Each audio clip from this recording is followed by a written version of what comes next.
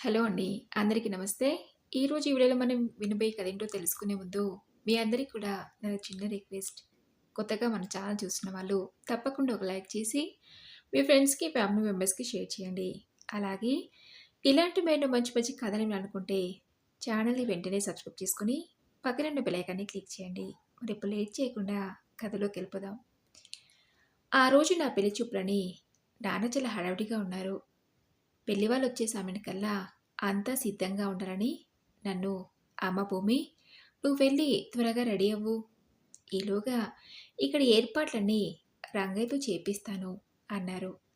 "సరే నాన్న" అని నేను రెడీ అవ్వడానికి నా గదిలోకి వెళ్ళాను. నేను నా గదిలోకి వెళ్ళి గంట సేపైనా బయటికి రాకపోయేసరికి ఆలస్యం అవుతుందని నాన్న నా గది తలుపు కొడుతూ "అమ్మ భూమి, అయిపోయిందా? త్వరగా కానివ్వు తల్లి, ఆలస్యం అవుతుంది. ఇంకా ఇక్కడ నువ్వు చూసుకోవాల్సిన పనులు బోలెడున్నాయి" అని పిలిచారు. అందుకు నా నుండి ఎటువంటి సమాధానం రాకపోవడంతో "అమ్మ భూమి" అని గట్టిగా పిలుస్తూ తలుపు కొట్టారు. నాన్న పిలుపుకి ఏదో పరధ్యానంలో ఉండిపోయిన నేను ఉలిక్కిపడి లేచి తలుపు తీశాను.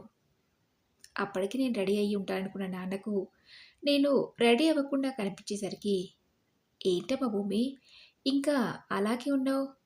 ఇప్పటికే చాలా ఆలస్యమైంది. ఇంకా రెడీ అవ్వలేదేంటి?" అని నా కళ్ళలోకి సూటిగా చూస్తూ "ఏంటమ్మా, కళ్ళన్నీ అలా ఎర్రపడిపోయాయి? ఏమైంది తల్లి?" అడిగారు. అందుకు నేను ఏమీ మాట్లాడకుండా మౌనంగా ఉండిపోయాను. నాన్న అడిగిన ప్రశ్నకు నా నుండి ఎటువంటి సమాధానం రాకపోవడంతో "భూమి, ఏమైందమ్మా? రెడీ అవుతా అని చెప్పి నీ గదిలోకొచ్చి ఇంకా అలానే ఉన్నావేంటి?" అని మళ్ళీ అడిగారు. నాన్న కంగారు పడుతున్న గమనించి "నాన్న, ఈ పెళ్లి జరగదు.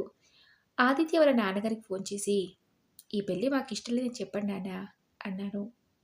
అందుకు నాన్న షాక్ అయ్యి "అదేంటి భూమి, నువ్వేం మాట్లాడుతున్నావో తెలిసే మాట్లాడుతున్నావా? ఈ పెళ్లి జరగదని చెప్పడం ఏంటి? ఆదిత్య నువ్వు ప్రేమించుకున్నారని, పెళ్లి చేసుకోవాలనుకుంటున్నానని నువ్వు నాతో చెప్తేనే కదా నేను ఆదిత్య వాళ్ళ నాన్నతో మాట్లాడింది. వాళ్ళకి నువ్వు నచ్చావు కాబట్టే నిన్ను వాళ్ళ బంధువులకు చూపించి పెళ్లి ముహూర్తాలు పెట్టుకోవడానికి వస్తున్న వాళ్ళకి ఇప్పుడు ఈ పెళ్లి నాకిష్టం లేదని చెప్పడం ఏంటి? ఇప్పటిదాకా బాగానే ఉన్నా కదా! ఇందులోనే ఏమైంది భూమి?" అడిగారు నాన్న. నాన్నకి ఎలా చెప్పాలో నాకు అర్థం కాలేదు. నన్నిప్పుడు ఏమీ అడగకండి నాన్న. నా మాట విని ఆదిత్య వాళ్ళ నాన్నకు ఫోన్ చేసి "ఈ పెళ్లి మాకిష్టం లేదని చెప్పండి ప్లీజ్" అన్నాను. ఉన్నట్టుండి నేనలా ఎందుకు మాట్లాడుతున్నానో, పెళ్ళొద్దని ఎందుకు అంటున్నానో నాన్నకు అర్థం కాలేదు. "భూమి, సమస్య ఏదైనా ఉంటే నాతో సూటిగా చెప్పమ్మా. నాకేం అర్థం కావట్లేదు" అన్నారు. "ఆదిత్య వాళ్ళ నాన్న ఇందాకే ఫోన్ చేశాడమ్మా. ఓ 10-15 నిమిషాల్లో వాళ్ళు మన ఇంట్లో ఉంటామన్నారు. దారిలో ఉన్న వాళ్ళకి ఫోన్ చేసి ఈ పెళ్లి మాకిష్టం లేదు, మీరు మా అమ్మాయిని చూసుకోవడానికి రావద్దని నేనెలా చెప్పను? అలా చెప్తే మన పరువేం కావాలి? కారణాలేవైనా తర్వాత మాట్లాడుకుందాం. ముందు నా మాట విని రెడీ అవ్వు, ఎక్కువ టైం లేదు" అన్నారు నాన్న.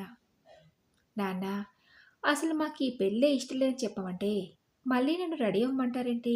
అడిగాను. "చెప్పాను కదా భూమి, ఏదైనా ఉంటే వాళ్ళు వచ్చి వెళ్ళాక మాట్లాడుకుందామని. ఇప్పుడైతే నువ్వు రెడీ అవ్వు" అన్నారు నాన్న కాస్త కోపంగానే. నాన్న అంతలా చెప్తుంటే చేసేదేమీ లేక సరే అని తలుపేసుకొని 10 నిమిషాల్లో రెడీ అయ్యాను. అప్పటికే ఆదిత్య వాళ్ళ అమ్మ, నాన్న ఇంకా కొంతమంది వాళ్ళ బంధువులొచ్చారు. వాళ్ళ మాటలతో హాల్ అంతా సందడిగా మారిపోయింది. రంగయ్య హడావుడిగా అటూ ఇటూ తిరుగుతూ నాన్న తీసుకురమ్మన్నవన్నీ తీసుకెళ్ళి ఇస్తున్నాడు. కాసేపటికి రంగయ్య వచ్చి "నాన్న పిలుస్తున్నారమ్మా" అన్నారు. "ఆ, వస్తున్నాను రంగయ్య, నువ్వు వెళ్ళు" అని హాల్లోకి వెళ్తున్న నా దారికెదురుగా ఆదిత్య కూర్చుని కనబడ్డాడు. నా గాజుల శబ్దం విని ఆదిత్య నా వైపు చూశాడు. ఎప్పుడూ తన మొహంలోకి ధైర్యంగా చూడగలిగే నేను ఆ రోజు ఆదిత్య మొహంలోకి సూటిగా చూడలేకపోయాను. "అమ్మ భూమి, ఇలా రా, నా పక్కన కూర్చో" అని పిలిచింది ఆదిత్య వాళ్ళ అమ్మగారు.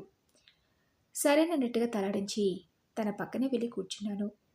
తను మా కూతురు అమృత, ఆస్ట్రేలియా ఉంటుంది. 4 రోజుల క్రితమే ఇండియాకొచ్చిందమ్మా. తను ఇక్కడ ఉన్నప్పుడే అన్ని విషయాలు మాట్లాడుకుని ఈ పెళ్లి చేసేస్తే ఓ పనైపోతుంది. అలాగే తను మా ఆడపడుచు, ఆదిత్య వాళ్ళ మేనత్త. వాళ్ళు మా అన్నయ్య, వదిన అని ఇలా వాళ్ళ బంధువులందరినీ పరిచయం చేసింది. ఇంత పెద్ద మా కుటుంబంలో ఆదిత్య ఒక్కడే మగపిల్లాడు. మా అందరి మధ్య ఆదిత్య చాలా గారాబంగా పెరిగాడు. వాడు ప్రేమించి పెళ్లి చేసుకోబోయే అమ్మాయిని మేమంతా పెళ్ళికి ముందే చూడాలని అనటంతో అందుకు కావలసిన ఏర్పాట్లని చేయమని 4 రోజుల క్రితం మీ నాన్నకు ఫోన్ చేసి చెప్పామంది ఆదిత్య వాళ్ళ అమ్మగారు దేవకి ఆంటీ.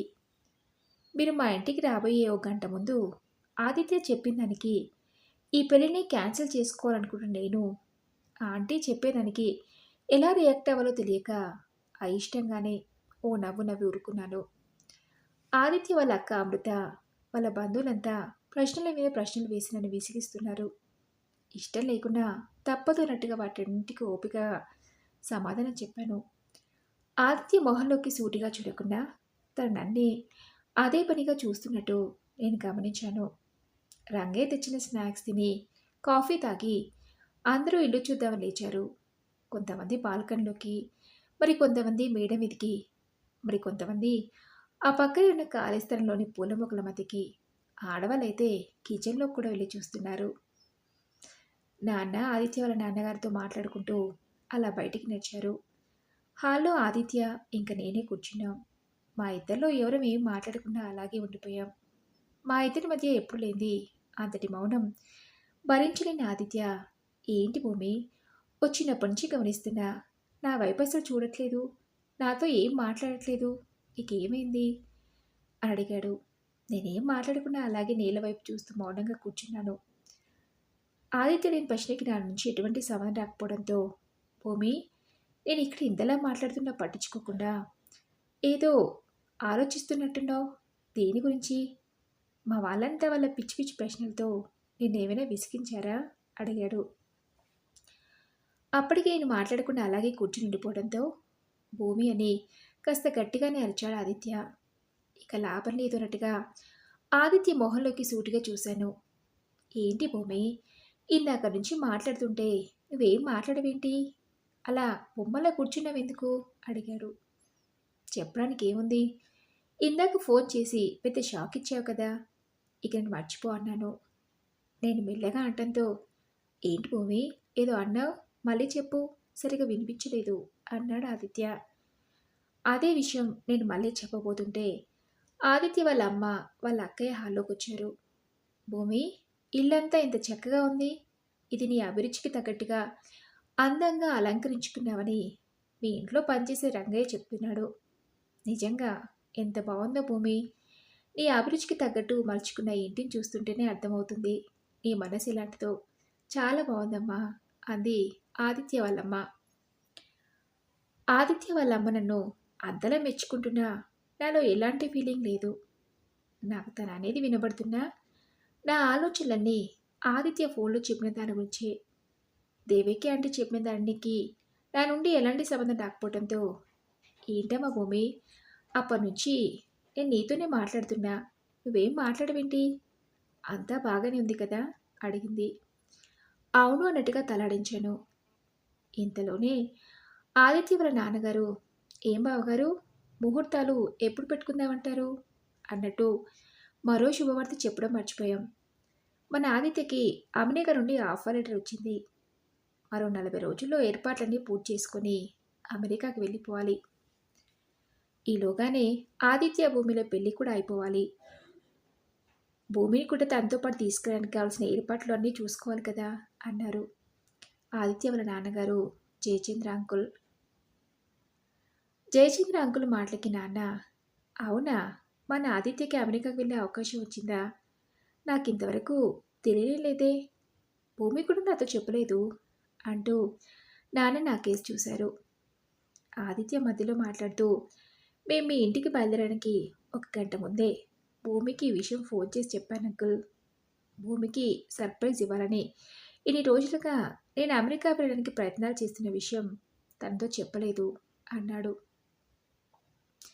ఆదిత్య మాటలకు నాన్న, చాలా సంతోషం బాబు, మంచి శుభవార్త చెప్పారు. మొన్న మీరు ఫోన్ చేసి ఇక్కడికి వస్తున్నామని చెప్పిన వెంటనే పంతులు గారికి ఫోన్ చేసి ఈరోజు రమ్మన్నాను. శ్రావణ మాసం పూజలు వ్రతాలు ఉండటం వల్ల కాస్త బిజీగా ఉన్నానని మీరు చెప్పిన సమయానికి రాలేకపోయినా కాస్త ఆలస్యంగానైనా వస్తానన్నారు బావగారు అన్నారు. ఇప్పటికీ మేము వచ్చి చాలా ఆలస్యమైందండి.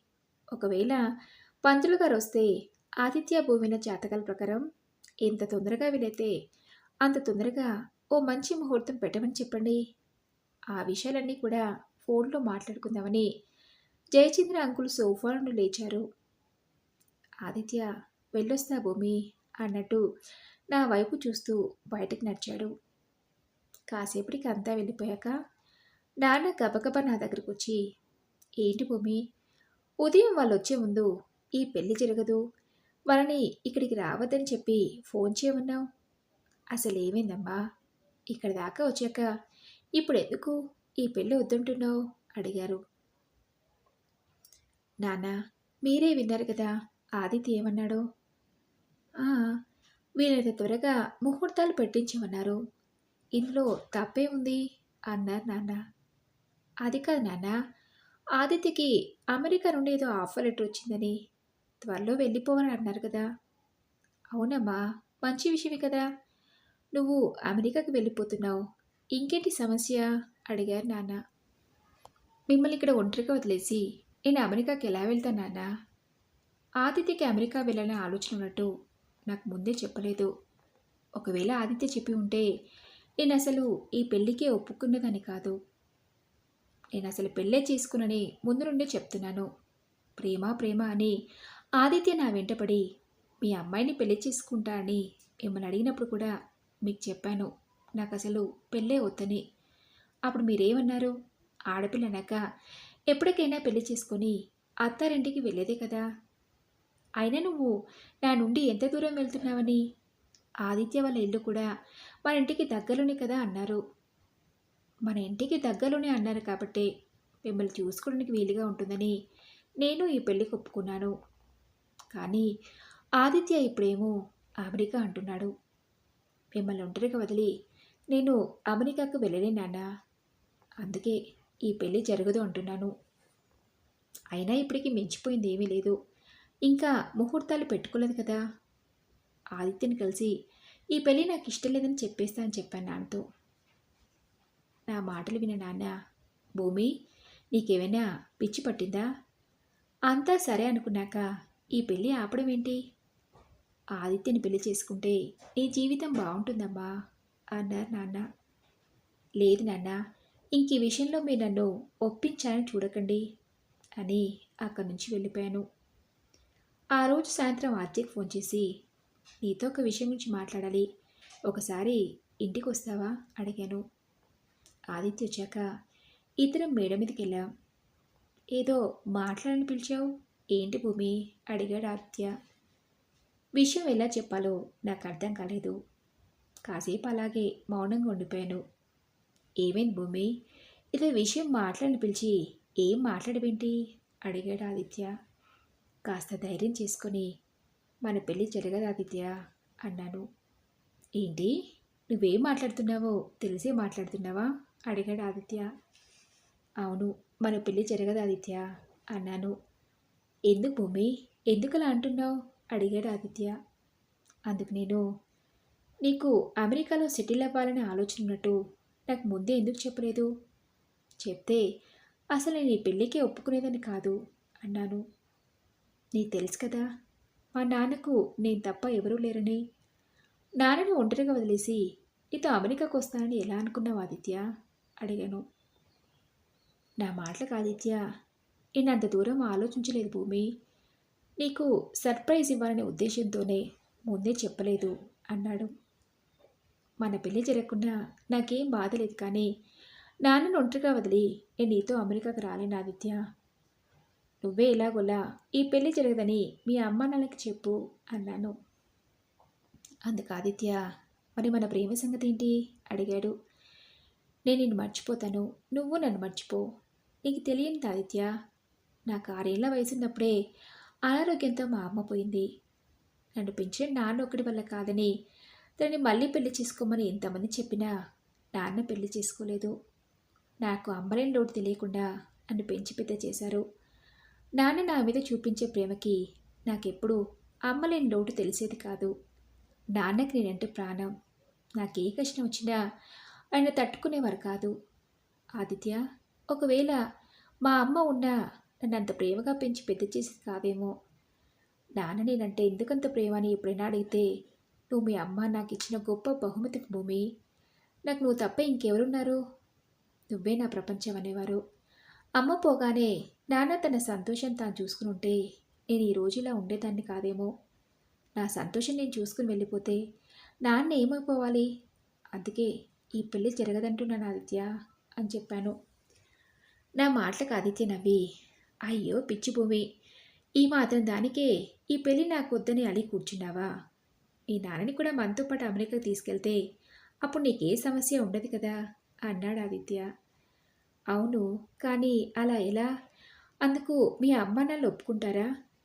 నాన్నను మనతో పాటు అమెరికాకి తీసుకెళ్ళడం కుదురుతుందా అడిగాను. ఎందుకు కుదురుతు భూమి? కాలేజీలో అల్లరి చిల్లరగా తిరుగుతూ అస్తమానం మన లెక్చరర్స్తో తిట్లు పడుతున్న నాకు చదువు యొక్క ఇంపార్టెన్స్ చెప్పి ఆ తర్వాత చదువు మీద నాకు ఇంట్రెస్ట్ని కల్పించి ఎప్పటికప్పుడు నన్ను మోటివేట్ చేస్తూ నన్ను ఈ స్థాయికి తీసుకురాలేదా? నీ వల్లే కదా ఇప్పుడు నేను ఈ స్థాయిలో ఉన్నాను. వీడు ఇంకెప్పటికీ మారనుకున్న నాలో నీ కారణంగానే మార్పు వచ్చిందో తెలిసి మా ఇంట్లో వాళ్ళందరి మనసులో నువ్వు స్థానం సంపాదించుకున్నావు. అదంతా సాధ్యమైనప్పుడు ఇది కూడా అవుతుంది. అమ్మ వాళ్ళతో నేను మాట్లాడతాను. మీ నాన్నని మనతో పాటు అమెరికాకి తీసుకెళ్తే నీకు నన్ను పెళ్లి చేసుకోవడానికి ఎలాంటి అభ్యంతరం లేదు కదా భూమి అడిగాడు ఆదిత్య. మా నాన్ని మనతో పాటు ఉండడానికి ఒప్పుకుంటే నన్ను పెళ్లి చేసుకుని ఎక్కడికి తీసుకెళ్ళినా అక్కడికి వచ్చేస్తాను చెప్పాను. సరే, ఇక నువ్వేం టెన్షన్ పడకు. ఇప్పుడే వెళ్ళి అమ్మ వాళ్ళతో ఈ విషయం గురించి మాట్లాడతాను, సరేనా అని ఆదిత్య వెళ్ళిపోయాడు. ఆదిత్య వచ్చి వెళ్ళని చూసి నాన్న, ఏమా భూమి, ఆదిత్య వచ్చి వెళ్తున్నాడేంటి? విషయం ఏంటి అడిగాడు. జరిగిందంతా నాన్నతో చెప్పాను. భూమి, నా గురించి ఆలోచించి నీ భవిష్యత్తును పాడు చేసుకోకమ్మా. అయినా నేను మీతో అమెరికాకి రావడం ఏంటి? ఇప్పుడు నాకేమైందని? రంగయ్య ఎలాగో ఉండనే ఉన్నాడు కదా నన్ను చూసుకోవడానికి. అయినా మీ అత్తింటి వాళ్ళు నన్ను నీతో ఉండడానికి ఒప్పుకుంటారా? ఒకవేళ వాళ్ళు ఒప్పుకున్నా తండ్రి కూతురు ఇంట్లో ఉండటం మర్యాద కాదమ్మా భూమి అన్నారు నాన్న. అలాంటిది ఏం లేదు నాన్న. మీకు కొడుకైనా కూతురైనా నేనే. మీకే కష్టం రాకుండా చూసుకోవాల్సిన బాధ్యత నాది. మళ్ళీ చెప్తున్నాను, ఆదిత్య వాళ్ళ ఇంట్లో నా కండిషన్ ఒప్పుకుంటేనే ఈ పెళ్ళి, లేదంటే నేను అసలు పెళ్ళే చేసుకోను అని నాన్నతో కళాఖండిగా చెప్పేశాను. ఆ మరుసటి రోజు ఆదిత్య ఫోన్ చేసి, భూమి, మావయ్య గారు మనతో ఉండడానికి మా కుటుంబంలో వాళ్ళకి ఎవరికీ ఎలాంటి అభ్యంతరం లేదట. ఇప్పుడు సంతోషమేనా? ఈ మాత్రం దానికి నన్ను పెళ్లి చేసుకోను అన్నావు. ఇక నుండి మన పెళ్లి ఏర్పాట్లతో పాటు నిన్ను మావయ్యని అమెరికాకు తీసుకెళ్ళడానికి కావాల్సిన ఏర్పాట్లో ఉంటాను, సరేనా అని ఆదిత్య ఫోన్ పెట్టేశాడు. ఆ తర్వాత నెల రోజుల్లోనే మా ఇద్దరికి పెళ్ళయింది. మాతో పాటు నాన్న కూడా అమెరికాకి తీసుకెళ్ళడానికి ఏర్పాట్లన్నీ పూర్తవడంతో అందరం కలిసి అమెరికాకి వెళ్ళిపోయాం. ఆ తర్వాత సంవత్సరానికి నాకు బాబు పుట్టాడు. ఆదిత్యతో పాటు నేను ఉద్యోగం చేస్తున్నాను. బాబుని నాన్నని చూసుకోవడానికి ఇంట్లో ఒక మెయిడ్ని పెట్టుకున్నాం. మేమిద్దరం ఉద్యోగాలకు వెళ్ళినా నాన్నకి ఒంటరిగా ఉంటున్ననే బాధ లేకుండా రోజంతా మనవడితో కాలక్షేపం చేస్తూ చాలా సంతోషంగా ఉన్నారు. మరి ఇదండి రోజు కథ. ఈ కథపై మీ విలువైన అభిప్రాయాన్ని నాతో కామెంట్ బాక్స్లో షేర్ చేసుకోండి. అలాగే ఈ కథ మీకు నచ్చిందనుకుంటున్నాను. నచ్చితే తప్పకుండా ఒక లైక్ చేసి మీ ఫ్రెండ్స్కి, ఫ్యామిలీ మెంబర్స్కి షేర్ చేయండి. అలాగే ఇలాంటి మరిన్ని మంచి మంచి కథలు అనుకుంటే ఛానల్ని వెంటనే సబ్స్క్రైబ్ చేసుకొని పక్కనే ఉన్న బెల్ ఐకాన్ని క్లిక్ చేయండి. నెక్స్ట్ వీడియోలో మరొక మంచి కథతో కలుసుకుందాం. Thank you for listening.